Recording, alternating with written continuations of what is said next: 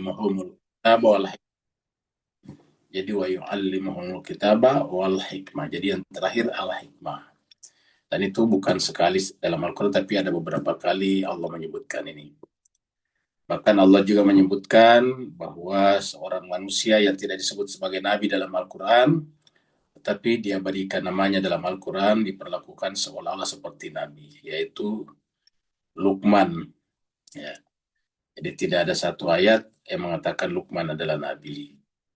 Bahkan banyak nabi yang di dalam Al-Quran itu tidak diceritakan, bahkan sangat sedikit kalau dikutip. Tapi Luqman ini menjadi satu surat malah. Ya. Kita tahu banyak nabi yang tidak menjadi surat dalam Al-Quran. Nabi-nabi yang jadi surat itu seperti misalnya Nabi memang Nabi Isa tidak ada, tetapi suratnya banyak. Surat Al-Ma'idah itu tentang Nabi Isa. Kemudian ada surat tentang Yunus, Yusuf, Nabi Hud, dan sebagai Nabi Ibrahim, Nabi Muhammad, juga ada surat Muhammad. Dan ada surat Luqman, tapi Nabi seperti misalnya Nabi Yahya misalnya tidak disebutkan. Nabi Zakaria ada disebutkan dalam surat Maryam, tapi tidak menjadi nama surat. Ya, nama surat itu adalah Luqman. Nah, Luqman ini jemaah sekalian berbahagia, pertama kali diabadikan bukan sebagai nabi ataupun rasul dalam Al-Quran, tapi disebut dengan hikmah. Allah mulai dengan kata-kata walaqad ataina Luqmanal hikmatah. Jadi seakan-akan Allah mengatakan bahwa Luqman ini kami abadikan di dalam Al-Quran karena kami telah memberikan kepadanya al-hikmah. Walaqad ataina Luqmana al-hikmatah. Kami sudah memberikan kepada Luqman itu hikmah. Nah, dengan demikian jemaah sekalian berbahagia, kita berharap ya kita mempelajari hikmah ini, harapannya kita bisa menyusul. Kalau kita tidak bisa mencapai seperti Luqman, menyusul supaya kita berada pada track yang benar menuju menjadi Luqman. Kalau menjadi misalnya Nabi Muhammad terlalu berat, ya kita menjadi Luqman. Mari kita masuk ke screen untuk meneruskan pembahasan kita yang lalu, yang masih merupakan buku yang berbicara tentang Mula Sadra dan hikmah yang disampaikannya, lalu kemudian disampaikan buku ini oleh seorang filosof, seorang guru besar di Amerika Serikat, yaitu Syed Hussein Nasr.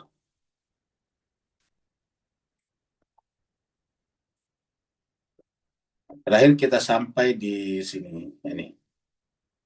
Terakhir kita sampai tanggal 30 Agustus tahun 2025.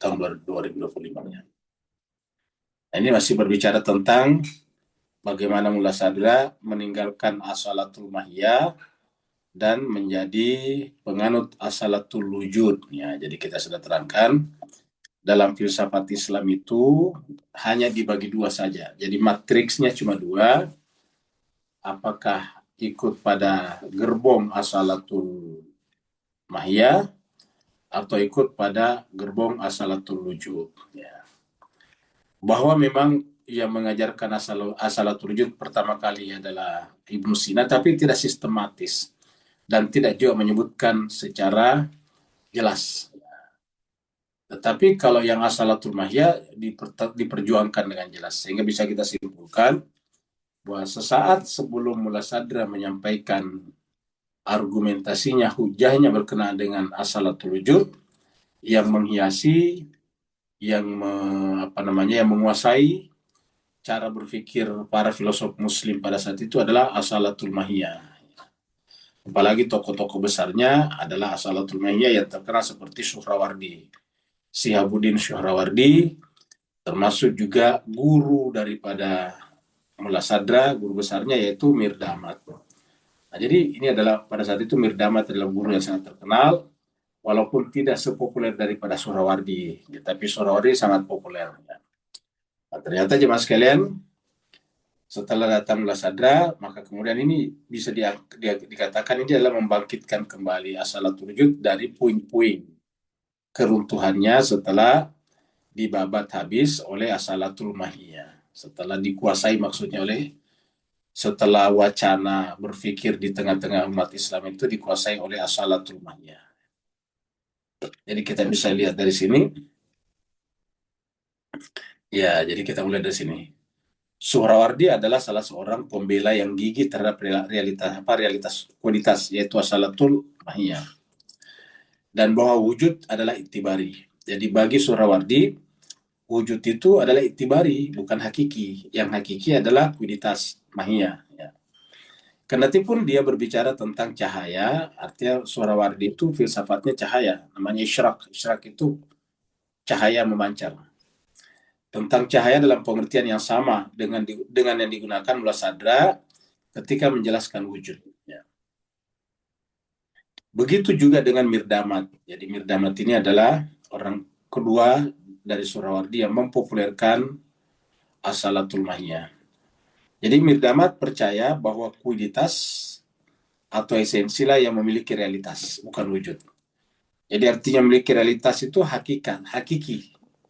Karena yang punya realitas itu yang hakiki, yang tidak punya realitas kan berarti tidak hakiki. Seperti kita melihat benda dengan bayangannya. Bayangan itu namanya tidak realitas, bukan realitas karena tidak hakiki. Jadi yang namanya apa namanya itu eh, bayangan ya bukan realitas karena dia berubah-ubah bahkan bisa tidak ada. Kalau gelap malam sudah ada ya tidak ada lagi yang namanya cahaya apa tidak ada lagi bayangan. Berarti bayangan itu kan tidak realitas, tidak real, tidak nyata. Ya. Yang nyata itu bendanya karena walaupun gelap tetap ada. Yang kedua tidak berubah-ubah tempatnya kalau dia benda yang tertanam di tanah ya begitu terus. Nah, sedangkan namanya bayangan itu berubah-ubah, bisa panjang, bisa pendek dan seterusnya, tergantung posisi matahari. Nah, jadi seperti itu kurang lebih. Jadi yang realitas bagi mereka itu adalah justru mahia, ya esensi, kualitas, bukan wujud. Kedua guru inilah, yaitu Suhrawardi dan Mirdamat, yang telah membangun metafisika esensialistis, ya, yang kemudian dikenal dengan asalatul mahiyah. Ya, jadi mereka inilah berdua. Suatu istilah dalam bahasa Persia yang dipredikatkan kepada siapa saja yang mempercayai prinsipalitas kualitas. Nah, namanya dalam bahasa Persia asalati mahiyati, kamu gitu. Jadi dia adalah penganut sama dengan Islami. Nah, kira-kira I-nya di sini ya. Jadi dia adalah penganut asalatul wujud, asalatul wujudi, kira-kira gitulah. Jadi ini adalah menunjukkan bahwa mereka hanya mempercayai prinsipalitas kualitas. Sewaktu masih muda, Mullah Sadra juga pernah mempercayai asalatul mahiyah. Kita sudah terangkan juga pada pertemuan sebelumnya. Jadi ketika masih belajar pada Mirdamat pun masih sepakat dengan Mirdamat bahwa yang prinsip itu mahiyah. Ya, jadi wujud itu cuma itibari, bukan hakiki. Yang hakiki itu adalah mahiyah. Hakiki itu prinsipil. Ini asal itu adalah asal, akar, prinsip. Ya. Sedangkan yang tidak prinsip namanya itibari. Ya. Jadi hanya itibari saja seperti ini. Ya. Jadi makanya karena bagi mereka karena yang utama adalah kualitas, ya wujud itu hanya itibari. Ya. Itibari. Sedangkan yang hakiki adalah kualitas. Nah, begitu. Jadi kita ulangi, sewaktu muda Mullah Sadra pernah mempercaya salatul mahiyah. Namun selanjutnya dia berubah dan pada kenyataannya dia tidak menjadi asalati wujudi atau pembela prinsipalitas wujud hanya melalui penalaran atau refleksi mental.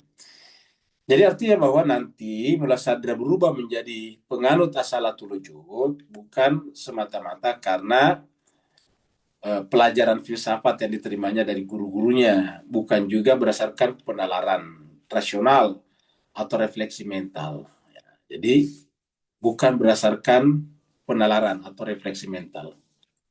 Penalaran yang sudah sini adalah penalaran rasional, jadi bukan berdasarkan penalaran rasional. Ya. Juga bukan berdasarkan refleksi mental. Lalu kalau begitu dari mana? Nah, di sini disebutkan. Perubahan datang melalui ilham ilahiyah. Jadi perubahannya melalui ilham ilahiyah, ya. Melalui ilham ilahiyah dan bantuan dari langit, ya. Jadi bantuan dari langit maksudnya itu dari Allah SWT. Tampaknya mula sadra, jadi kita ilham bantuan dari langit, ya.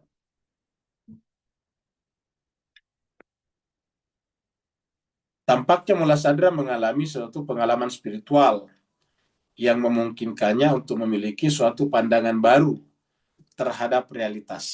Ya, jadi mengalami suatu pengalaman spiritual. Nah, jadi dari sini mengajarkan kepada kita, mulai sadar bahwa kalau kita belajar filsafat tidak seperti sebagian para filosof di Barat.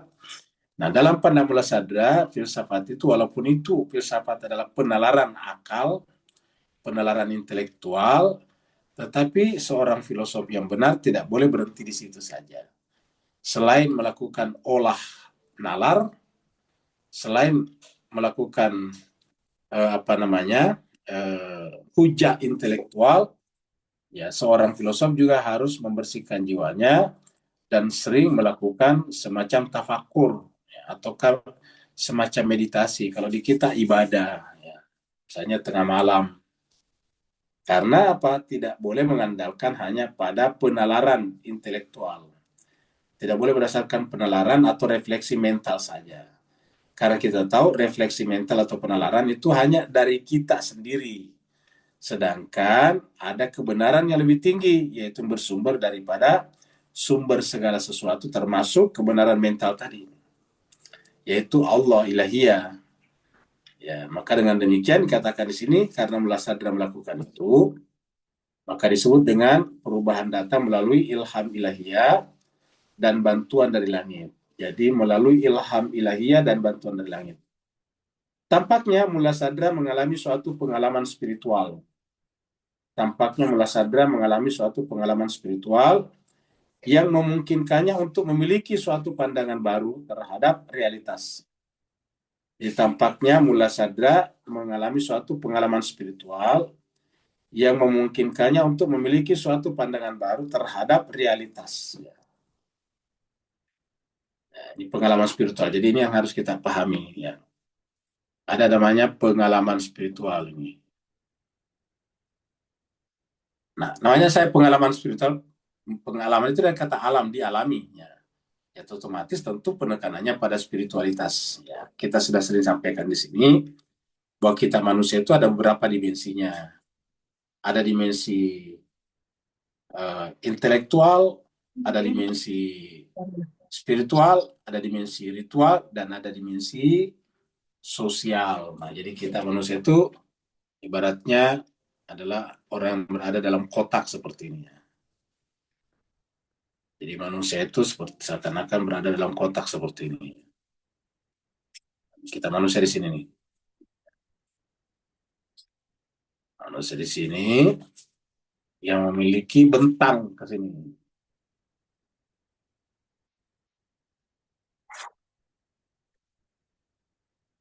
Seperti ini ya. Nah, jadi kita tahu manusia itu punya dimensi-dimensi lain. Ya, kita tulis di sini adalah dimensi intelektual.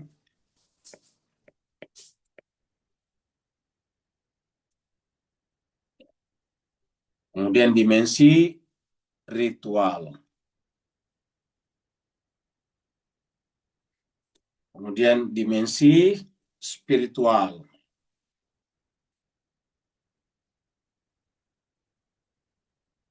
Spiritual. Kemudian dimensi sosial. Nah, kita manusia seperti ini nih. Ya. Jadi manusia itu berada pada posisi ini manusia. Ini manusia di sini. Di manusia itu adalah memiliki 4 dimensi sekaligus, yaitu intelektual, intelek, selalu ingin bertanya kenapa, di mana, mengapa. Itu pertanyaan intelektual. Lihatlah anak-anak ketika pertama kali belajar bicara. Selalu yang ditanyakan itu apa, di mana, kenapa bulan itu bergerak mengikuti kita. Selalu bertanya kenapa. Karena dia ingin mengetahui. Nah, itu adalah dimensi intelektual. Karenanya dimensi intelektual itu ingin mengetahui sesuatu dengan benar, ingat dengan benar. Makanya kalau sudah disampaikan, dia terkadang nanya lagi, kenapa? Nah, itu kata-kata kenapa itu harus diterangkan dengan benar. Kemudian yang kedua, ya manusia punya dimensi ritual. Ya, manusia itu di mana-mana dari dulu pasti ada peribadatan. Jadi di dunia ini pasti di mana-mana dulu negara negara lama, peradaban lama pasti ada tempat ibadahnya, tempat ritual, ada altarnya. Ya, seperti misalnya di mana agama apa saja pasti ada. Agama Zoroaster, Majusi ada altarnya tempat penyembah api. Ya. Saudara-saudara kita di agama Buddha pasti ada kuilnya, di situ di dalamnya ada patung Buddha, Siddhartha Buddha Gautama. Itu adalah ritual mereka. Jadi di mana-mana akan ada seperti itu. Di Kristen juga gerejanya. Jadi manusia itu punya dimensi ritual, selalu ingin menyembah, menghamba, selalu ingin menunjukkan bahwa dirinya lemah di hadapan Zat yang Maha Kuat. Nah, itu ritual. Kemudian ada dimensi spiritual, ada dimensi spiritual. Jadi dimensi spiritual ini jemaat sekalian berbahagia adalah berkaitan dengan rohani. Manusia ingin merasakan sesuatu, ingin dia bahagia, itu spiritual. Ya. Dia ingin merasakan adanya kekuatan yang sangat besar yang menjadi tempatnya bergantung, itu spiritual. Dia ingin mencari sesuatu yang berada di balik alam materi ini, nah itu spiritual. Makanya kita lihat spiritual dan intelektual ini satu garis ke sini, ya, karena dia dari sini ke sini. Kemudian ritual itu bersifat pribadi, ya, tetapi dilakukan biasanya bersama-sama. Ritual itu kan pribadi, kita sendiri menyembah. Tapi rata-rata yang bersifat agama ritual itu pasti berjamaah, pasti bersama. Tadi setiap agama ada tempat ibadahnya. Nah, tempat ibadah itu adalah tempat mereka berkumpul dan mereka nanti membentuk pola-pola sosial, interaksi sosial melalui itu. Maka kita lihat peradaban-peradaban lama itu relasi sosialnya sangat ditentukan oleh ritualnya. Contohnya kita bisa ke Bali. Bali itu hubungan-hubungan sosial itu strata sosial ditentukan oleh agama, nah begitu. Dulu misalnya pada saat sebelum revolusi Prancis, ya yang namanya revolusi Prancis itu adalah ingin menghilangkan estat namanya, disebutnya di sana dengan estat ya. Jadi strata itu mau dihilangkan karena dulu di Prancis itu di negara-negara Eropa lah pada umumnya itu ada strata namanya, ada tingkatan-tingkatan sosial, ada 3 tingkatan. Setiap tingkatan disebut dengan estat, ya, ada estat-estatnya. Ada stat yang paling tinggi nomor 1 dikuasai oleh agamawan. Jadi dulu yang paling tinggi kedudukannya di Eropa itu adalah agamawan, para pastor, para pendeta. Nah mereka itu diberi pendapatan dan tidak pernah terkena pajak. Nah, tidak pernah terkena pajak. Ini sekarang masih berlaku pada Yahudi yang ada di Israel. Jadi Yahudi yang ada di Israel itu keberatan untuk disuruh pergi berperang karena bagi mereka ya tidak boleh orang Yahudi seperti ini tidak boleh diikutkan berperang. Itu doktrinnya. Karena dianggap sebagai penjaga otoritas keagamaan. Jadi dia hanya mempelajari kitab suci saja. Jadi kesimpulannya jemaah sekalian berbahagia, ada ada tingkatan yang paling tinggi itu orang beragama. Di Prancis ya dulu begitu. Nah di bawah pendeta, di bawah agamawan itu baru ada raja-raja. Ada di bawahnya baru ada keturunan-keturunan raja. Nah, di bawah baru ada masyarakat biasa. Seperti itulah. Nah, jadi itu Perancis sebelum revolusi. Setelah revolusi, maka dianggap sama semuanya. Makanya slogan yang diangkat pada saat revolusi Perancis itu adalah semua slogan itu mengarah kepada menghilangkan 3 strata atau kaistat tersebut. Yaitu istilah slogannya mereka itu adalah liberté, bebas. Kebebasan, tidak boleh dibatasi oleh strata-strata. Jadi semua bebas, bukan hanya kalangan atas yang bebas, tapi kalangan bawah juga. Dia boleh menyampaikan pendapatnya dan sebagainya. Baru kemudian yang kedua adalah fraternite, ya kamu gitu. Yaitu persaudaraan. Di fraternite itu persaudaraan. Semua orang sama saja. Ya, pendeta, raja, dan sama saja, sederajat, itu fraternite. Ya. Sama dengan egalite juga begitu, egalite juga adalah setara. Fraternite itu persahabatan, egalite itu kesetaraan. Jadi artinya kalau dalam persahabatan, ya orang bawah boleh bersahabat dengan orang atas. Jadi, yang namanya orang biasa boleh bersahabat dengan raja-raja. Begitulah. Nah, jadi intinya adalah ada strata-strata seperti itu. Nah, dalam pandangan Islam kita tidak boleh ada strata seperti itu. Ya, semuanya harus memiliki kesamaan. Nah, itu adalah intinya adalah interaksi sosial ditentukan dengan agama kalau itu ritual. Nah, karena dalam agama itu yang memegang peran ritual adalah agamawan, ya maka masyarakat yang lain dalam interaksinya ya harus memuliakan itu. Nah, itu tidak, mereka tidak mau, harus ada kesetaraan. Nah, jadi kesimpulannya empat unsur ini harus ada pada diri manusia. Jadi kita harus belajar dengan penalaran yang benar. Kita juga harus rajin beribadah, sholat 5 waktu dan sebagainya, itu ritual, berdoa. Kemudian kita melakukan spiritual, yaitu melatih jiwa kita supaya jangan misalnya gampang menerima provokasi, amarah, dan sebagainya. Itu spiritual. Baru kemudian kita berinteraksi dengan siapapun juga, tanpa melihat agama, suku bangsa, dan mazhabnya. Jadi, ya kita ulangi lagi tadi. Ya. Di dalam kitab Al-Masyair, Mullah Sadra menjelaskan perubahan pandangannya dalam kalimat-kalimat berikut. Pada masa-masa sebelumnya, ini ada dulu di atas nih ya, kita udah belum masuk tadi sini. Kita mau cari di sini ya, ada footnote-nya. Jadi kita ulangi lagi tadi, tampaknya Mullah Sadra mengalami suatu pengalaman spiritual yang memungkinkannya untuk memiliki suatu pandangan baru terhadap realitas. Dan untuk mencapai transformasi mendalam terhadap metafisika Suhrawardi dari doktrin esensialistis menjadi eksistensialistis. Dari dari kuiditas menjadi ke wujud. Ya, dari esensialis menjadi eksistensialis. Itu. Ini adalah sebuah transformasi yang menjadi titik balik, ya, turn point, titik balik, ya, daripada Mullah Sadra yang sesungguhnya dalam sejarah pemikiran Islam. Jadi artinya bahwa perubahan yang terjadi pada Mullah Sadra bukan hanya berkaitan dengan Mullah Sadra pribadi, tapi bahkan menjadi titik balik dari sejarah pemikiran Islam. Artinya apa? Hampir semua tadinya orang sepakat dengan esensialistik atau ke mahya, tiba-tiba datang Mullah Sadra dan menunjukkan argumen yang sangat kuat. Maka boleh dikata itu adalah titik balik orang berpindah ramai-ramai dari mahya ke wujud, dari asalatul mahya ke asalatul wujud, dari esensialis menjadi eksistensialis. Kita lihat di sini ada nomor 29 ya.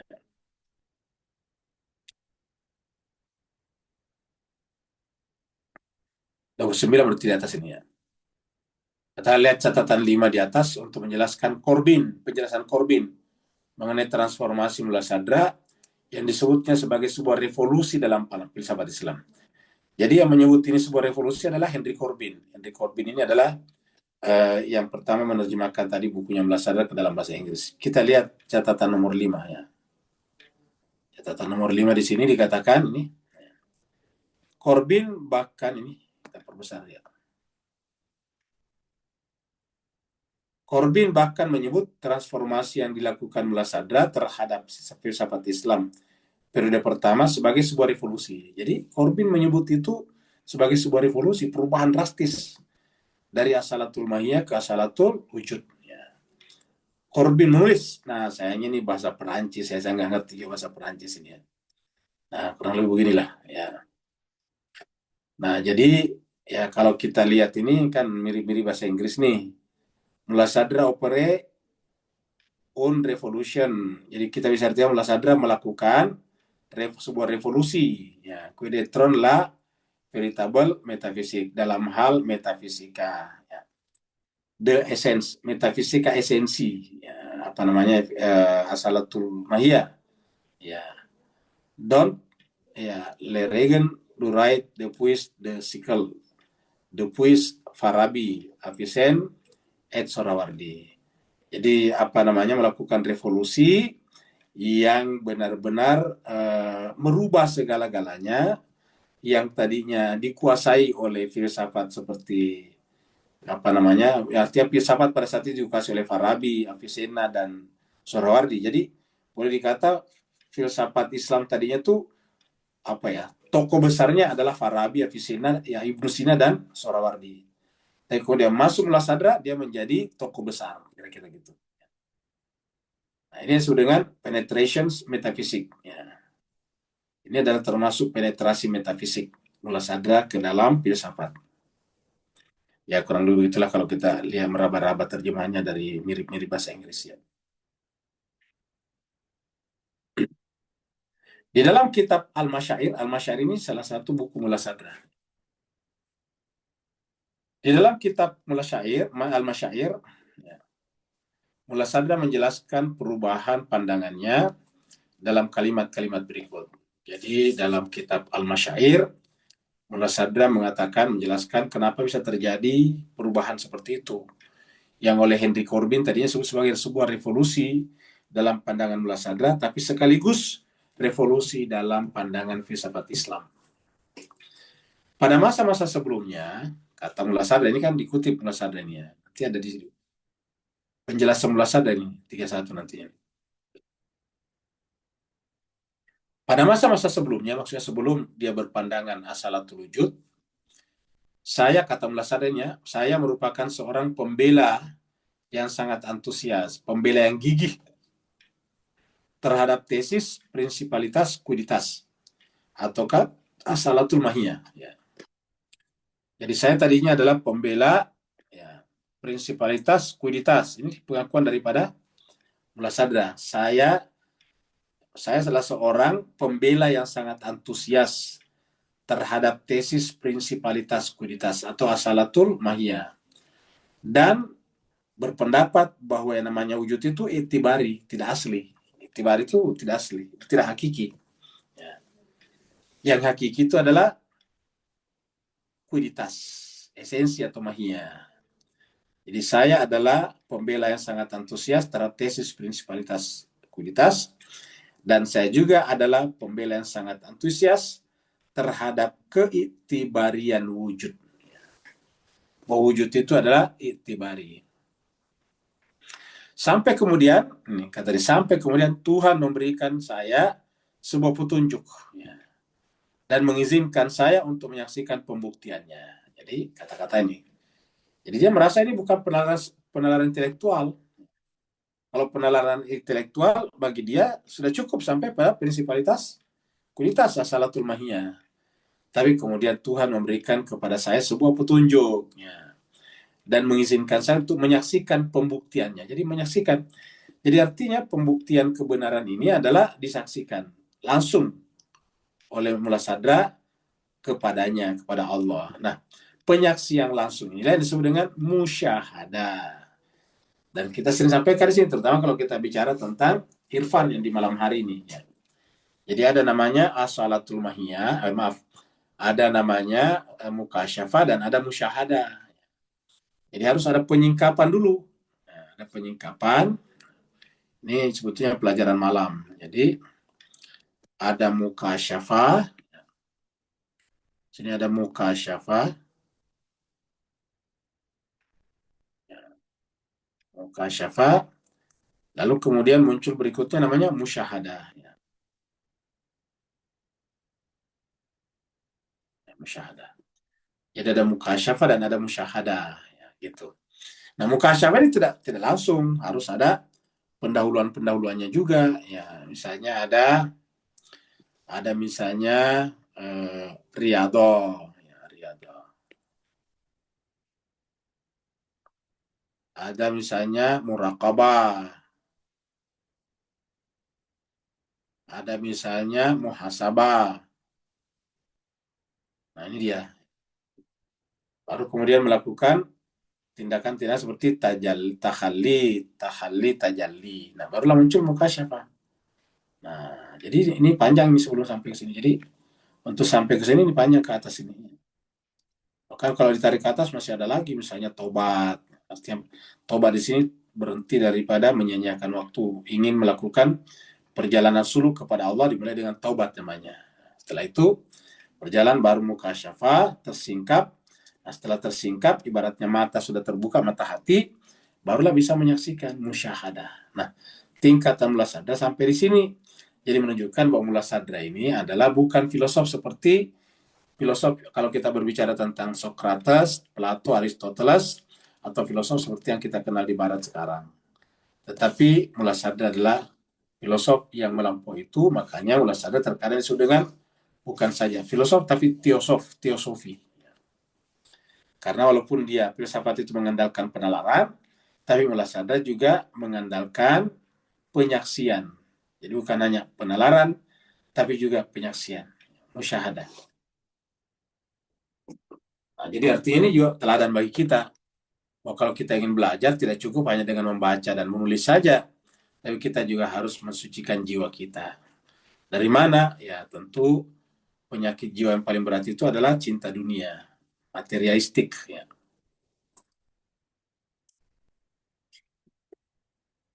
Tuhan bernapas, namanya kutiupkan. Tiup itu kan napas. Kalau bernapas itu kan meniup, tarik, tiup, tarik. Jadi ulasan mengatakan sampai kemudian Tuhan memberikan kepada saya sebuah petunjuk dan mengizinkan saya untuk menyaksikan pembuktiannya. Dari dalam. Mengizinkan saya untuk menyaksikan pembuktiannya. Dengan tiba-tiba saja mata batin saya terbuka. Jadi dengan tiba-tiba saja mata batin saya terbuka. Ya. Dan saya mampu melihat.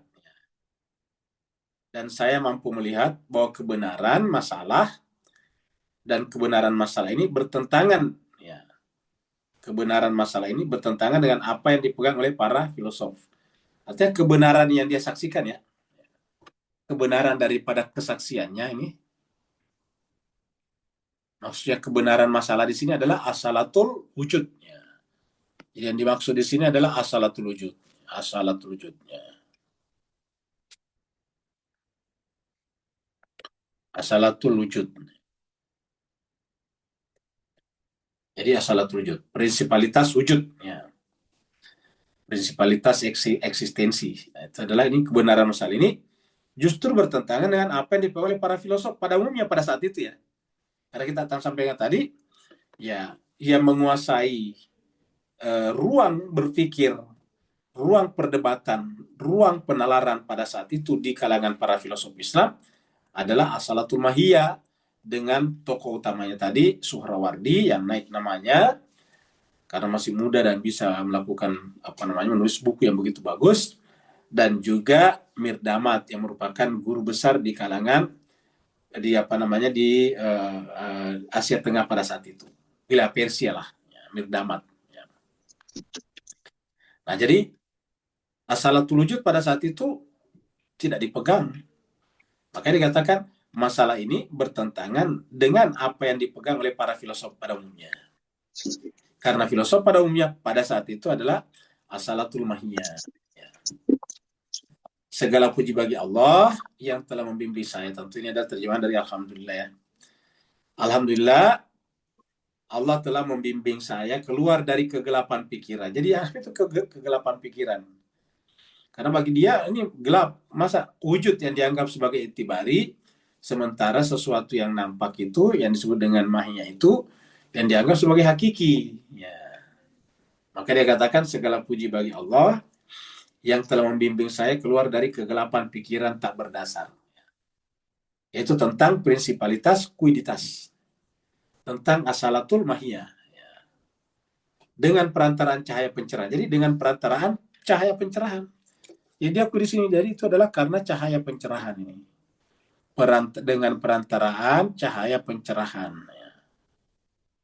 Cahaya pencerahan itu kan berarti tujuan diajarkan oleh Surawardi. Surawardi mengajarkan juga isyraq, cahaya juga. Dengan perantaraan cahaya pencerahan ke dalam jiwanya dan mengukuhkan tesis ya. Mengukuhkan tesis yang tadi nih, kebenaran ini, masalah ini yaitu prinsipalitas wujud yang kuat dalam diri saya. Jadi artinya apa? melalui cahaya pencerahan itu seakan-akan Allah mancarkan cahaya yang begitu kuat ke dalam hati saya sehingga kemudian menguatkan tesis atau pendapat yang kuat dalam diri saya bahwa yang benar adalah asalatul wujud. Sebuah tesis yang tak akan pernah berubah di dunia ini atau setelahnya. Jadi itu. Ini adalah tesis yang tidak pernah berubah di dunia ini atau setelahnya. Kata Mas Sadra. Sebagai hasil atau pengalaman ini, sebagai hasil dari pengalaman spiritual ya, pengalaman rohani ini, sekarang saya percaya bahwa wujud adalah realitas. Jadi wujudlah yang realitas sekarang. Kalau tadinya kan adalah yang realitas itu adalah yang realitas adalah mahia, kuditas. Ingat, kalau wujud adalah realitas, berarti mahia adalah aksiden. Ingat pembahasan sebelumnya. Ya. Kalau yang realitas itu adalah mahia ataukah kuditas, maka otomatis wujud adalah aksiden belaka saja. Namanya itibari. Jadi ulangi lagi, sebagai hasil pengalaman ini, sekarang setelah mengalami ini, saya percaya bahwa wujud adalah realitas. Ya. Sementara kuditas adalah pola-pola dasar permanen. Jadi kuditas itu hanyalah merupakan ayan ats-tsabitah. Memang ada dalam pikiran kita, tetapi dia adalah ayan yang ats-tsabitah. Ya. Yang tidak pernah mencium wangian wujud. Jadi tidak pernah mencium wangian wujud. Karena dia bukan wujud itu sendiri. Justru dia bergantung pada wujud. Ya, ingat, bergantung kepada wujud. Jadi dialah yang bergantung pada wujud. Sehingga tidak pernah menjadi wujud. Tidak pernah mencium wangian wujud. Ya. Kita lihat ini nomor 30 ya. Dari di atas 29 udah ya. Ya. Ini adalah 30 ya. Coba kita lihat nomor 30 di sini. Tadi 29. Ini. Ada 30 ya. Jadi ingat tadi di sini nih. Yang dimaksud di sini ayan ats-tsabitah. Apa itu ayan ats-tsabitah? Kita lihat di sini nih. Ya. Ayan ats-tsabitah adalah ini.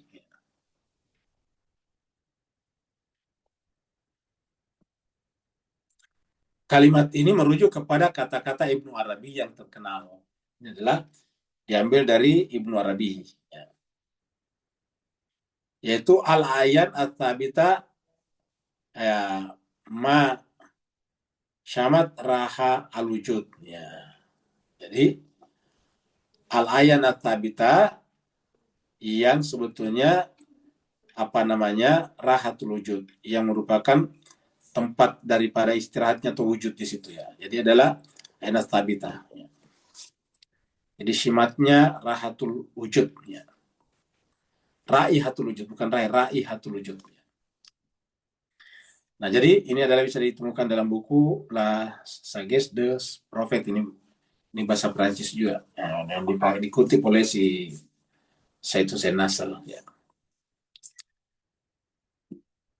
Jadi ayan ats-tsabitah ya, kalau kita cari di sini, coba kita lihat di sini juga sekalian ya. Pengertian ayan ats-tsabitah Ibnu Arabi. Ini sekarang sudah ada semua di ayan. Nah, ini dia ayan ats-tsabitah ya. Bitah Ibnu Arabi ini. Nah, jadi kita lihat ini ya. Jadi kita lihat di sini ke bawah ya, berdasarkan ini. Ini ingat hasil A ini Gemini, Gemini ya. Gemini ini Gemini ya. Karena ini Google punya kan Gemini. Menurut Ibnu Arabi, ayan ats-tsabitah adalah entitas-entitas yang tetap atau zat-zat kekal yang merupakan potensi dan bentuk tersembunyi dari segala sesuatu dalam ilmu dan kesadaran Allah. Sebelum sesuatu itu terwujud secara aktual di alam semesta. Bayangkan kalau misalnya yang yang kuiditas dianggap sebagai ayan ats-tsabitah, kamu gitu. Konsep ini menjadi kunci dalam filsafat mistisisme Islam, yaitu irfan nazari. Ya, ingat ada irfan ada dua macam, ada irfan nazari dan ada irfan amali. Kalau nazari itu adalah teoretis, irfan teoretis, lawannya adalah irfan eh, apa namanya pelaksanaan praktis. Jadi ada nazari, ada amali, amali yang praktekannya. Yang menjelaskan bagaimana Tuhan menciptakan alam semesta dari wujud potensial ini menjadi wujud aktual. Jadi dia adalah merupakan ayan as-sabitah. Itu. Nah, di sini kita lihat lagi penjelasan lebih lanjut. Potensi dalam ilmu Tuhan. Nah, jadi potensi dalam ilmu Tuhan. Jadi dalam ilmu Tuhan ada potensi. Ayan as-sabitah bukanlah makhluk yang sudah ada di alam, melainkan bentuk-bentuk atau cetakan archetype yang ada di dalam kesadaran Allah atau ilmunya Allah yang sempurna. Mereka adalah gambar atau bentuk dari segala sesuatu yang akan ada, seperti nama dan sifat Tuhan, serta potensi makhluk-makhluk yang akan diciptakan. Konsep ini penting untuk memahami bagaimana alam semesta diciptakan. Jadi, ayana sabita ini adalah berkenaan dengan bagaimana alam semesta muncul dari Tuhan yang satu yang kekal. Karena alam semesta ini kan tidak kekal, banyak pula. Jadi alam semesta ini kan adalah nisbi, fana, dan banyak, plural. Al-kathra. Bagaimana yang kasra, yang fana ini muncul dari yang tunggal, yang wahid, yang wahdah, dan sekaligus kekal, abadi, fana, apa namanya, baqa. Bagaimana menjelaskan itu? Nah, kita tahu bahwa Plato dulu gagal menjelaskan itu, yang kemudian diteruskan oleh Neoplatonisme. Jadi lagi-lagi konsep ini penting untuk memahami bagaimana alam semesta diciptakan, yang dalam pandangan Ibnu Arabi merupakan manifestasi tajalli dari Tuhan.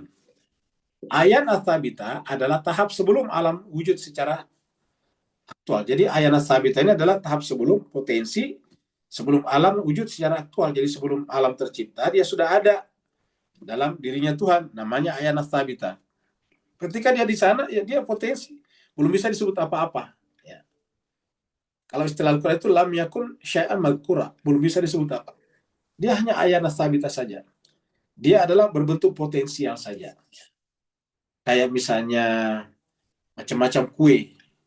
Macam-macam kue itu, apapun Bapak Ibu sebut kue saja, ya sebelumnya itu ada satu saja, terigu namanya. Nah, bisa kita katakan buah kue, apa namanya, kue biskuit, kue macam-macam. Ya, saya kebetulan tidak begitu hafal semua nama-nama kue, tapi kue apapun yang kita sebutkan, itu ayan sabitanya ada pada terigu. Ya. Sebelum jadi kue A, B, C, D, itu terigu semuanya. Ya. Ya kita sebut terigu itu adalah potensi kue. Nah, kurang lebih, bukan persis seperti itu, tapi itu untuk menjelaskan ayan sabita. Jadi ayan sabita adalah tahap sebelum alam wujud secara aktual. Berada di alam yang lebih tinggi, kalau istilahnya Plato berada di alam idea, yaitu alam Jabarut. Kalau istilahnya di sini alam Jabarut. Bedanya dengan wujud aktual. Berbeda dengan makhluk yang sudah ada, yaitu aktual. Kalau maksudnya aktual itu sudah actual, sudah ada sekarang. Seperti Bapak, Ibu, saya, Ibu, Puan dan Tuan itu sudah ada kan? Ya. Kita ini bukan lagi ayana sabita di mata Tuhan, tetapi kita sudah menjadi aktual. Jadi berbeda dengan makhluk yang sudah ada, yaitu aktual, ayat as-sabita tidak menerima perubahan. Tidak ada perubahan di sana karena kan belum berbentuk materi. Belum ada di alam ruang waktu.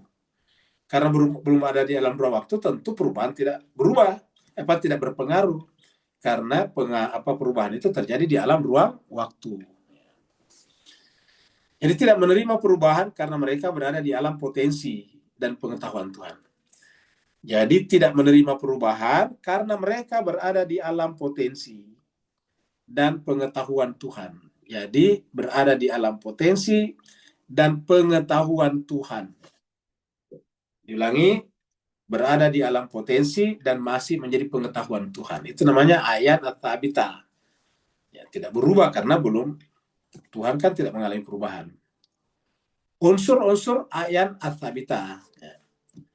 Dalam konsep ini terdapat tingkatan-tingkatan kesadaran Allah yang melahirkan ayan ats-tsabitah.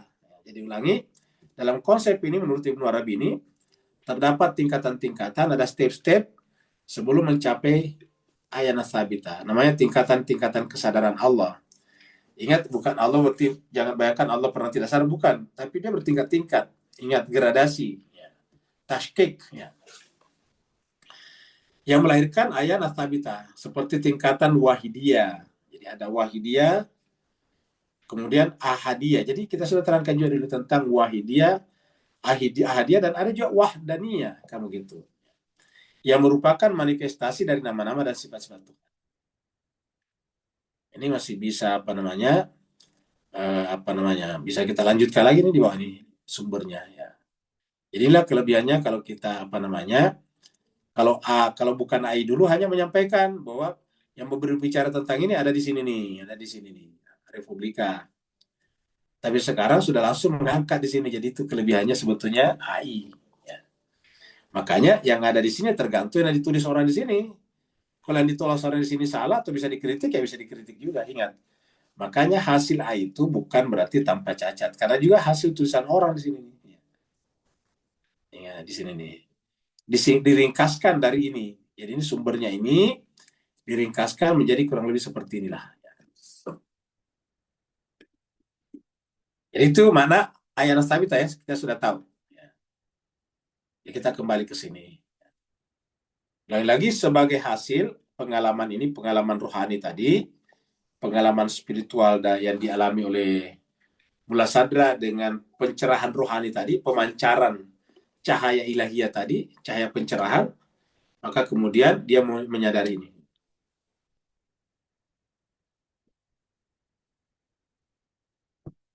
Dia menyadari bahwa wujudlah yang merupakan realitas. Ya. Sedangkan kuiditas adalah pola-pola dasar permanen. Jadi kuiditas itu adalah ayanat tabita yang tidak pernah mencium wangian wujud. Artinya belum pernah wujud karena dia kan cuma ayanat tabita. Ya. Artinya nggak ada, masih ada di pikiran Tuhan, kira-kira gitulah. Ya. Wujud tersebut tidak lain adalah sinaran-sinaran cahaya. Jadi ingat, kalau wujud itu sinaran cahaya yang terpancar dari cahaya hakiki, makanya dia juga hakiki. Ya, ingat. Jadi wujud itu adalah sinaran-sinaran cahaya. Jadi kita kasih tanda ini karena menarik, ya. Jadi wujud ini, ya, adalah tidak lain adalah sinaran-sinaran cahaya yang terpancar dari cahaya hakiki yang merupakan wujud mutlak yang berdiri sendiri. Absolutely self-subsistence being, ya.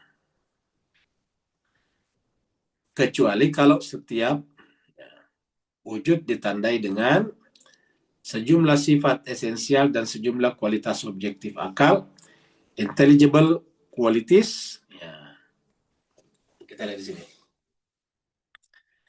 Wujud tersebut tidak lain adalah wujud yang dimaksud ini, wujud ada realitas ini. Jadi merujuk ke sini nih. Ya. Jadi merujuk ke sini. Ya. Merujuk ke sini. Ya. Jadi wujud ini, wujud sebagai realitas, tidak lain adalah sinaran-sinaran cahaya. Sinaran cahaya. Karena Allah adalah wujud. Maka wujud itu memancarkan cahayanya, maka cahaya wujud itu mengalami gradasi ke bawah. Hasil gradasinya itu disebut dengan maujud. Jadi wujud tersebut tidak lain adalah sinaran-sinaran cahaya yang terpancar dari cahaya hakiki yang merupakan wujud mutlak. Ingat, wujud mutlak yang berdiri sendiri. Jadi yang di atas ini wujud mutlak. Ya. Ya kan terpancar dari cahaya hakiki, itu wujud mutlak ini. Wujud mutlak itu berdiri sendiri. Kalau istilah ilmu kalamnya adalah qiyamuhu binafsihi. Ingat, qiyamuhu binafsihi. Berdiri sendiri. Qiyamuhu berdiri binafsi sendirinya. Ya. Jadi wujud mutlak yang berdiri sendiri. Ya. Dalam bahasa Inggrisnya sudah dengan absolutely self-subsistent being. Jadi wujud yang secara absolut berdiri dengan sendirinya. Self subsisten, berdiri yang sendirinya. Kecuali kalau setiap wujud ditandai dengan sejumlah sifat esensial. Jadi, kecuali kalau setiap wujud ditandai dengan sejumlah sifat esensial dan sejumlah kualitas objek akal. Dan sejumlah kualitas objek akal atau intelligible qualities. Ya. Jadi ingat kualitas, jangan samakan dengan kuantitas. Jadi kualitas, bukan kuantitas. Ya. Jadi kecuali kalau setiap wujud ditandai dengan sejumlah sifat esensial dan sejumlah kualitas objektif akal. Nah itu baru. Jadi artinya sudah turun ke bawah namanya. Selama belum mendapatkan apa namanya kualitas objek akal, ya maka dia dia sudah berubah menjadi bawah, ya maujud. Aspek-aspek terakhir inilah yang dikenal sebagai kuiditas. Nah, jadi ingat aspek-aspek terakhir ini yaitu maujud, bukan wujud aslinya, bukan wujud hakiki, yang merupakan kuiditas. Nah, jadi kita lihat di sini juga sekalian, ya disimpulkan bahwa aspek-aspek terakhir inilah yang dikenal sebagai kuiditas. Ya, apa itu yang terakhir tadi? Yaitu yang ini. Ya. Wujud ditandai dengan sejumlah ditambahkan dengan sifat esensial dan sejumlah kualitas objek akal. Makanya kita sebut dengan aksiden. Aksiden itu tambahan, gitu. Mendapatkan tambahan sifat dan kualitas objek akal. Maka disebut dengan aksiden. Ingat pembahasan kita sebelumnya, aksiden. Makanya kalau kita berpendapat bahwa wujud itu yang hakiki, maka berarti kuiditas adalah aksiden. Tapi kalau kita berpendapat bahwa yang hakiki itu adalah yang kuiditas, berarti wujudlah yang aksiden. Maka menjadi sangat fatal. Nah, jadi itu adalah pendapat Mullah Sadra. Ini ditulis langsung ini. Ya. Jadi ini tidak ada kata-katanya Sayyidina Nasr masuk di sini, kecuali dia terjemahkan ini. Ini diambil dari bukunya Mullah Sadra yang berjudul Al-Masyair. Ya. Dan ini kalau tidak salah pernah kita bahas juga dulu. Sebelum kita bahas buku sekarang, ada buku dulu kita bahas tentang Mullah Sadra. Itu adalah kalau tidak salah judulnya juga Al-Masyair. Dalam kalimat-kalimat ini, Mullah Sadra menyatakan dengan jelas asal mula keyakinannya terhadap prinsipalitas wujud. Ya, jadi asal mula keyakinannya sebelum sampai kepada asalatul wujud. Ya. Tetapi dalam hampir semua penjelasannya perihal prinsip-prinsip umum al-umur al-ammah, ya, prinsip itu umur, urusan-urusan umum, al-umur al-ammah, teosofi transenden. Ya, jadi maksudnya dalam penjelasan Mullah Sadra, ya, perihal prinsip-prinsip umum atau al-umur al-ammah atau teosofi transenden sebagaimana yang terdapat dalam beberapa karyanya yang lain seperti Al-Asfar, yang buku yang dibahas sekarang ini adalah dari Al-Asfar. Jadi Asfar itu ada maksudnya Al-Asfar Al-Arba ya. Juga karyanya lain Syawahid Ar-Rububiyah. Syawahid Ar-Rububiyah itu kesaksian ketuhanan. Ya, syawahid itu menyaksikan ya. Al-Masyair ya. Dan Al-Mabda wal Ma'ad. Mabda itu permulaan, Ma'ad adalah akhir, dunia dan akhirat. Jadi Mabda itu adalah permulaan, wal Ma'ad akhir, tempat kembali. Dia menunjukkan bukti-bukti pendapat ini seraya menolak semua argumen Suhrawardi. Jadi begitu dia mendapatkan pencerahan, langsung dia menunjukkan bukti-bukti yang didapatkan melalui tadi pencerahan ataukah iluminasi ilahiyah, sambil menolak semua argumen Suhrawardi dan filosof lain yang berpendapat bahwa yang prinsip adalah kuiditas. Ya. Pendapat Mullah Sadra, pendapat filosof lain yang mengukuhkan tentang prinsipalitas kuiditas atau asalatul mahya ditolak semuanya oleh Mullah Sadra dan ditunjukkan kekeliruannya. Seperti itu. Kekeliruan daripada Suhrawardi dan filosof lainnya. Coba kita lihat sini nomor 32 ya. Sekarang 32. Nah, ini juga ada nih 31 tadi di mana ya? Kok ada 31 di sini? Ini langsung ke 32 mana tadi? Nah, harusnya ada 31, ini 31 ya tadi ini. Jadi kita lihat dulu ini, ternyata di sini ada 31 ya. Kita lihat di sini. 31 dan 32. Dikutip dari Al-Masyair, editor Henry Corbin. Jadi Masyair ini buku tetapi diterjemahkan oleh Henry Corbin dan diedit ya, editornya. Halaman 36 dari teks berbahasa Arab. Ya. Sementara terjemahan Corbin ke dalam bahasa Prancis untuk bagian ini terdapat di halaman 152 dari teks bahasa Prancisnya. Dari teks bahasa Prancisnya di halaman 152 yang tadi dikutip ya. Bagian ini juga diterjemahkan ke dalam bahasa Inggris oleh Toshihiro Isuzu. Kemarin kita sudah lihat siapa itu Isuzu ya. Toshihiro Isuzu dalam The Concept and Reality of Existence. Konsep dan realitas wujud ya. Halaman 104. Jadi ada juga bukunya nih.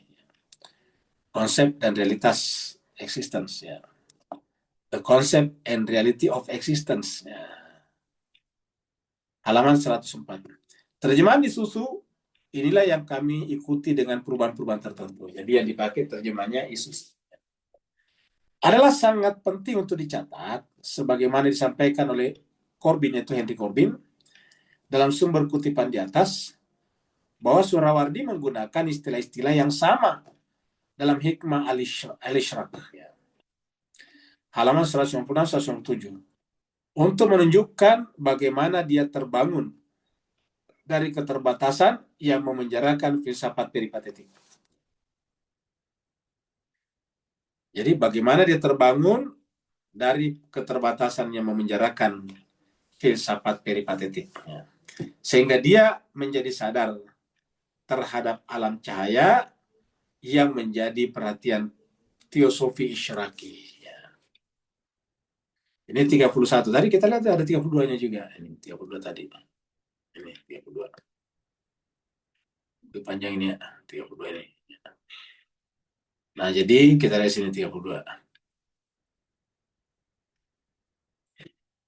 Untuk melihat argumen-argumen yang mempertahankan asalatul wujud, ya, untuk melihat argumen-argumennya, hujah-hujahnya, ya bisa kita baca di dalam Al-Asfar, yaitu Safar pertama, halaman 38.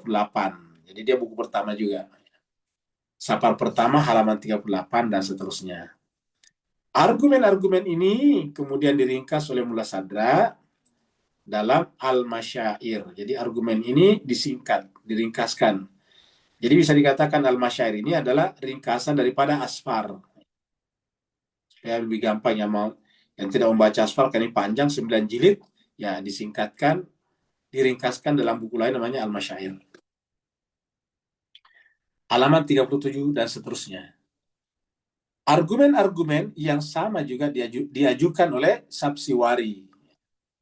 Kita tahu Sabsiwari ini adalah boleh dikata pengikut paling antusias daripada Mullah Sadra yang tokonya baru ya, bukan pada tidak sesama dengan Mullah Sadra. Jadi argumen-argumen yang sama juga diajukan oleh Sabsiwari dalam Syarh Al-Manzumah halaman 4 dan 43 sampai 46 yang diambil dari pembuktian Mullah Sadra. Jadi diambilnya dari Mullah Sadra. Selanjutnya, argumen-argumen Mullah Sadra tadi juga telah dianalisa dan diringkas oleh Astiani. Dalam Hasti Nadar Ifalsaf wa Irfan, ini bahasa Parsia, yang diterbitkan di Mashhad pada tahun 1379. Jadi, berapa ya? Sekitar tahun 1960-an ya kalau segini. Karena pada tahun 79 itu baru persis 1400. Ya, 400, jadi ini adalah 20 tahun sebelumnya. Jadi 9 atau 50-an lah. Ya. Nah, jadi seperti itu. Nah, jadi Mas Kiasar bahagia. Ini karena masih panjang ke bawah ini ya. Ini sangat panjangnya. Kita selesaikan dulu sedikit ini ya. Argumen-argumen ini berhubungan dengan masalah ja'al. Ja'al itu dari kata ja'ala ya, ja'alu ya, penciptaan ya. Atau efek ya. Kan ada, ingat kata-kata kita dulu, ada khalq ya.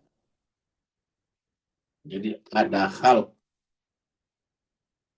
Kalau kata khalq, khalaqa,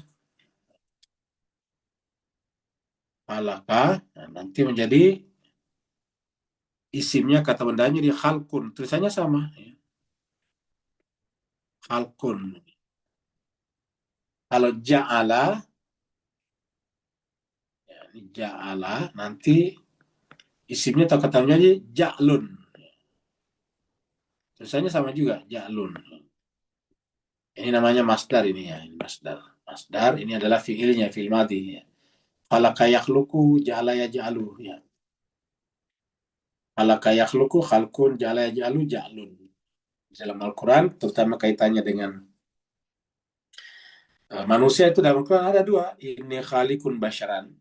Ini ja'ilun fil ardi. Nah, khalifah. Jadi ketika berbicara tentang khalifah, menggunakan istilah ja'lun. Jadi ketika mengatakan ini ja'ilun fil ardi, khalifah itu ja'al. Jadi ketika mengatakan menciptakan manusia, khalikun. Ini khalikun basyaran. Itu adalah di dalam Al-Quran jelas ya. Jadi argumen-argumen ini berhubungan dengan masalah ja'al atau efek. Disebutnya efek. Suatu pelaku efek daripada hal. Suatu pelaku atau penyebab terhadap akibat. Prioritas dan posterioritas. Ingat kata-kata prio dan poster. Prio itu sebelum, kemudian poster setelah. Post, ingat kata post. Ya, post itu adalah setelah. Jadi prioritas dan posterioritas. Jadi kalau kita bikin prioritas, sekarang dilihat mana prioritas kita ke depannya. Kalau posterioritas setelah kejadian. Ya. Prioritas dan posterioritas dalam sebab dan akibat.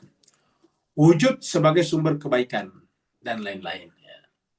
Sebagai contoh, seseorang bisa menyebutkan argumen prioritas dan posterioritas dalam satu kuiditas yang sering diulang oleh mula sadra. Jika suatu kuiditas yang disebut A, misalnya api, ya. Saya kita menyebut satu, ini kuiditasnya api. Ya. Menyebabkan kuiditas lain yang disebut B, ya, yang juga adalah api. Jadi kita mengatakan A itu adalah api, maka B otomatis jadi api. Nah, B-nya itu adalah ja'al. Ya. A tadi adalah khalqnya. Maka baik A maupun B haruslah memiliki kuiditas yang sama. Yakni keduanya adalah api. Kuiditas yang sama. Jadi tidak mungkin berubah.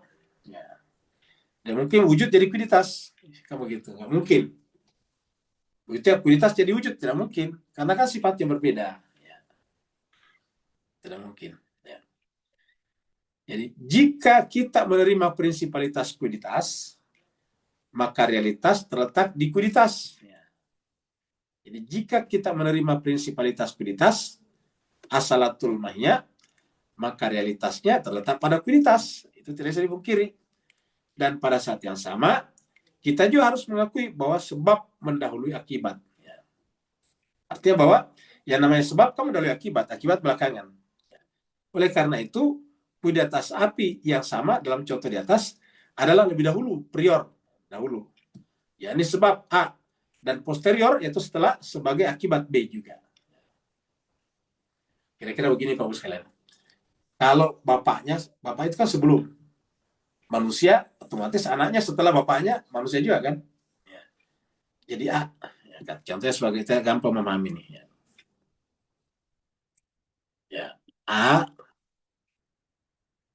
adalah bapak. Orang tua saja lah, orang tua ya. Orang tua. Ini adalah manusia. Maka B yang merupakan anak hanya disebut orang tua. Orang tua kita kasih simbol A. Anak B. Nah, karena orang tua ini adalah manusia, otomatis anak juga adalah manusia. Kira-kira begitulah. Kalau A tadi adalah kuiditas, otomatis B juga adalah kuiditas. Ya, seperti itu. Artinya mulai sadar yang mengatakan begini. Kalau kita katakan bahwa yang utama dari suatu benda itu adalah kuiditasnya, otomatis Tuhan itu juga kuiditas juga, karena dia paling utama kan. Ya. Jadi kalau yang utama dari sesuatu itu adalah kuiditasnya, maka otomatis Tuhan yang menjadi penyebab utamanya juga adalah kuiditas juga. Jadi itu kuiditas juga. Ya. Itu yang dikeberatan oleh Sadra. Ya. konsekuensinya akan muncul suatu gradasi analogis dalam satu kualitas yang sama. Padahal hal itu adalah sesuatu yang tidak mungkin. Sebagaimana telah dibuktikan oleh semua filosof muslim. Artinya tidak mungkin wujud menjadi kualitas. Tidak mungkin kualitas menjadi wujud. Ya. Tidak mungkin bapaknya apa namanya A manusia, kemudian B anaknya adalah misalnya menjadi botol. Nggak mungkin. Anaknya botol, bapaknya manusia. Berdasarkan hal ini, maka realitas sesuatu pastilah wujud. Ya, realitas sesuatu adalah wujud. Wujud inilah yang memiliki gradasi, yang bisa menjadi prior ataupun posterior, menjadi sebab atau akibat di alam nyata ini, yang kemudian menyatu dalam kedua contoh ini ke dalam kualitas yang sama. Seperti yang diperlihatkan pada contoh api di atas. Nanti kita minggu depan kita perdalam lagi nih ya, karena agak panjang ini ya kita. Jadi nanti kita start dari sini lagi minggu depan ya. Jadi kita sini aja dulu, kita tulis saja sampai di sini. Ini sekarang kita sampai di sini ya. Tanggal tanggal berapa ya? Tanggal 5 ya, tanggal tanggal ya tanggal 5. Tanggal 6, Ustaz. Tanggal 6 ya. Oke. Jadi kita ternyata tanggal 6 Agustus ya. 25. Nanti kita sudah kita mulai. September, Ustaz. Oh September ya, boleh 25. boleh betul. Ini sudah mulai agak-agak masalah ini, sudah kabur, sudah disorientasi bulan September 25. Terima kasih banyak. Yang mau bertanya disilah. Waalaikumsalam. Waalaikumsalam warahmatullahi wabarakatuh. Silakan Pak Nur. Alhamdulillah, barakallahu fiikum. Bismillahirrahmanirrahim. Muhammad wa ala alihi wa sahbihi. Astagfirullahalazim. Selamat. Dalam konteks pembicaraan hari ini, bagaimana kita kupaskan sebelum-sebelumnya, saya pakai analogi air jadi ice, ice jadi vapor. Maka di mana letak pembicaraan hari ini tentang kun fayakun itu sendiri antara pencipta dengan kita sebagai kualitas. Kun fayakun kita terbatas mana, sedangkan Allah maha tak terbatas. Barakallahu fi afwan. Baik, terima kasih banyak, menarik. Jadi jemaah sekalian terbahagia, istilah tadi kualitas itu, kalau misalnya kita tahu yang namanya, ya, ini kan kita sebut saja hakikatnya adalah air ya. Kita sebut di sini sebagai es ya. Di sini ada es. Es ini kan hakikatnya air juga ya. Ini hakikatnya air. Ya. Disebut dengan air yang membeku, kira-kira gitulah. Jadi es adalah air yang membeku. Ya. Kemudian ada uap. Uap. Ya. Kita sebut saja uap ini air yang melayang. Ya, gitu ya. Air menguap. Jadi uap itu air juga, air yang melayang. Air yang menguap, yang melayang. Kita artinya melayang. Ya. Ketika air melayang, dia jadi uap namanya. Dan ketiga air. Nah, inilah air yang sesungguhnya. Air. Ya, air beneran. Air beneran. Air sesungguhnya ya. Jadi kita sebut es itu air juga sih sebetulnya. Air yang membeku disebut dengan es. Uap air juga. Uap air yang melayang. Nanti kemudian lama-kelamaan jadi mengembun lagi. Terjadi lagi pengembunan. Ya. Jadi tadi ketika dia evaporasi, kemudian nanti mengalami kondensasi. Ya. Dia turun lagi jadi air. Nah, jadi ini hakikatnya seperti ini. Nah, jadi pendapat ini sebetulnya yang tadi dikutip oleh Surawardi itu yang dijadikan sebagai asalatul mahiyah. Ini pertama kali yang mengungkapkan ini sebetulnya adalah apa namanya? Ya, penganut filsafat Neoplatonisme. Plotinus. Ya, ini adalah Plotinus ya. Jadi Plotinus lah yang pertama menjelaskan tentang ini. Plotinus.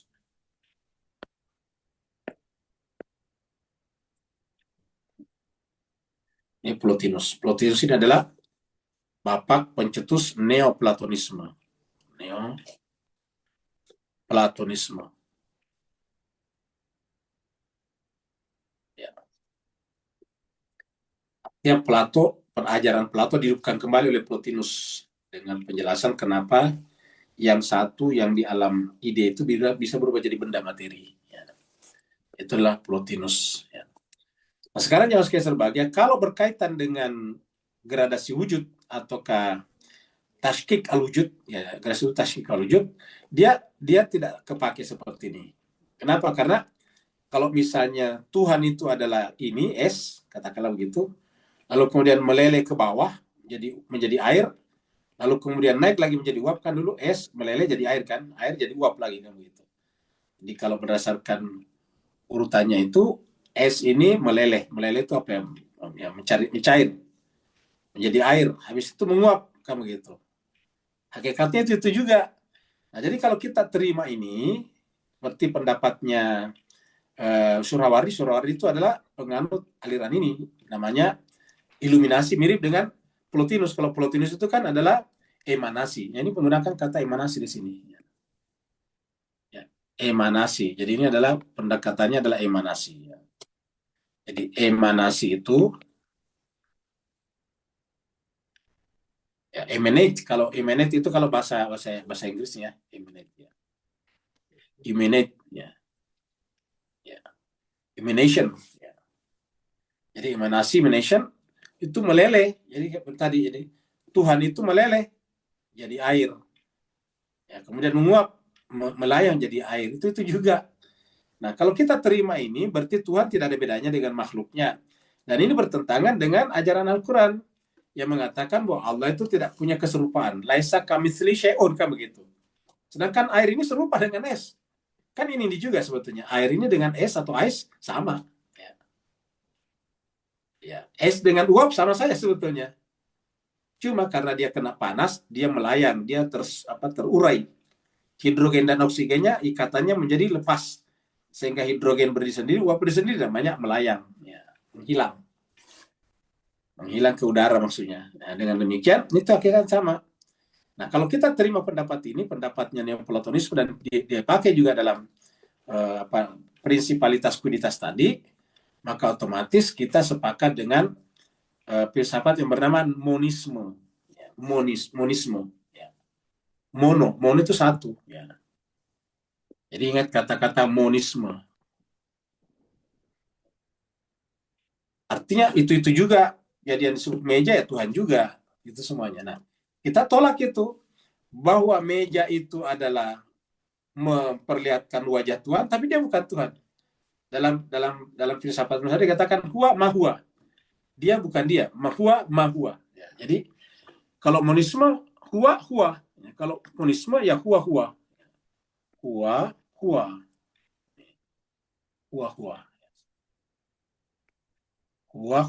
Tapi kalau dalam pandangan prinsipalitas wujud tadi, ya asalatul wujud. Ya, ini adalah huwa ma huwa. Ya. Huwa ma huwa. Ya. Huwa dia tapi bukan dia, begitu. Kenapa? Karena apa yang ada ini adalah mendapatkan sinaran wujud, tapi dia bukan wujud. Nah, wujudnya sendiri tidak kelihatan. Ingat.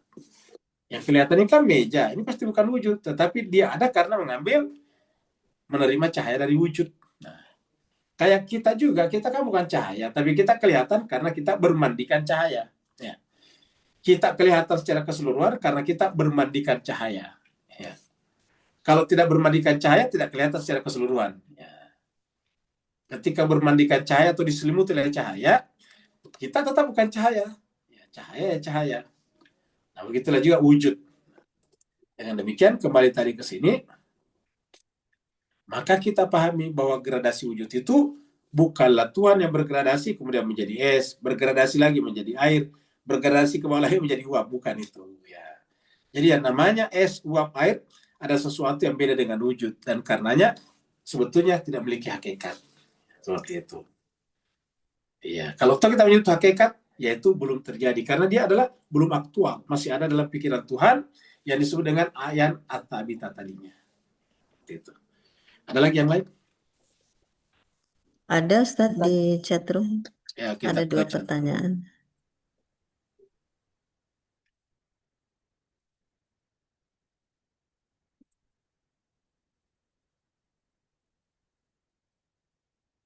Yang pertama dari Sinta. Apa maksud dari wewangian dalam kalimat tidak pernah mencium wangian wujud? Ya, yang namanya wangi itu kan sesuatu yang menempel. Contohnya nih, kalau kita mencium apa ya, tangan kita wangi, kan tidak ada tangan wangi sebetulnya. Ingat, tidak ada tangan yang wangi. Ya, ulangi lagi, tidak ada tangan, tidak ada kulit manusia yang wangi, semuanya sama. Kok kenapa sih bapak itu atau ibu itu kok wangi? Nah, yang wangi itu bukan ibunya, bukan kulitnya, tetapi wanginya, apa parfumnya. Ingat. Jadi yang wangi itu bukan orangnya, parfumnya. Jadi tetap berbeda antara parfum dan orangnya. Gitu. Nah, bisa dipahami. Jadi tetap berbeda antara parfum dengan orangnya. Yang wangi itu adalah parfumnya. Walaupun tidak kelihatan. Kok seakan-akan kita identik kalau mencium seorang, kok orang ini kok harum banget. Wangi, padahal bukan orang. Nggak ada orang yang wangi. Yang wangi adalah parfum. Makanya wanginya orang itu bisa dirubah-rubah tergantung parfumnya. Parfum made in Paris beda dengan made in Saudi. Kalau Saudi agak beda lagi sedikit. Ada apa namanya aroma Timur Tengahnya. Seperti itu. Nah, jadi itu namanya wangian. Jadi tidak akan pernah mencium wangian wujud itu. Karena tidak pernah bersentuhan dengan wujud. Dalam pengertian dia tidak pernah menjadi wujud. Ya. Dia tidak pernah menjadi. Dia hanya terkena sinaran saja. Sinaran cahaya. Ya, seperti itu. Sama dengan kita ini apa namanya kelihatan itu sama sekali tidak punya cahaya sebetulnya, cuma terkena cahaya. Beda kalau parfum kan masuk parfumnya di kita, mana buktinya bisa dicium, ya. Walaupun dibawa kemana-mana tetap kecium. Tapi coba kalau misalnya orang itu begitu dikeluarkan dari cahaya langsung hilang. Berarti apa? Cahaya itu tidak nempel pada kita. Kalau parfum menempel pada tubuh kita. Nah, seperti itu. Kemudian berikutnya dari Pak Burhan. Ketika para filosof berpegang kepada prinsipalitas kuditas, yaitu asalatul mahya, sebelum Mulasada memperbetulkan konsep tersebut betul kepada prinsipalitas wujud, dan mereka meninggal dunia, soalan saya, apakah mereka meninggal dalam keadaan syirik secara pemikiran atau teosofi? Karena mereka tidak meniatkan, hanya kesalahan berpikir, tentu bukan syirik. Karena syirik itu adalah sesuatu yang disengaja. Ya ingat, syirik itu sesuatu yang disengaja. Contoh misalnya, kita mencium hajar aswad. Apakah itu syirik? Bukan. Karena kita tidak sengaja bahwa itu Tuhan. Kita mencium itu sebagai batu, bukan Tuhan. Ya, seperti itu. Sama kalau kita sujud kepada ibu kita. Ataukah kita cium tangan orang yang kita muliakan? Apakah itu syirik? Bukan. Karena tidak diniatkan. Di luar pengetahuan kita tidak ada pengetahuan bahwa tangan orang itu tangan Tuhan. Kecuali kalau kita menganggap tangan orang itu tangan Tuhan, nah itu baru syirik. Nah, kita hanya mencium tangannya karena memuliakan, sujud atau sungkem kepada orang tua, terutama ibu, karena kita memuliakan, nah itu bukan syirik. Seperti itu. Ya. Secara ringkasan, saya memahami bahwa wujud adalah hakikat benar. Jadi seperti itu. Berarti Pak Burhan sudah sepakat dengan Mulasada. Sedangkan segala yang mewujud adalah pancaran, manifestasi dari wujud hakiki. Ya, jadi dia adalah mendapatkan sinar, bukan sinar itu sendiri. Ingat, kita mendapatkan sinar tadi bermandi cahaya, bukan cahaya itu sendiri. Ya, ingat, bermandi cahaya bukan cahaya. Kita bagaimanapun bukan cahaya. Sama kalau kita bermandikan air, kita tetap bukan air.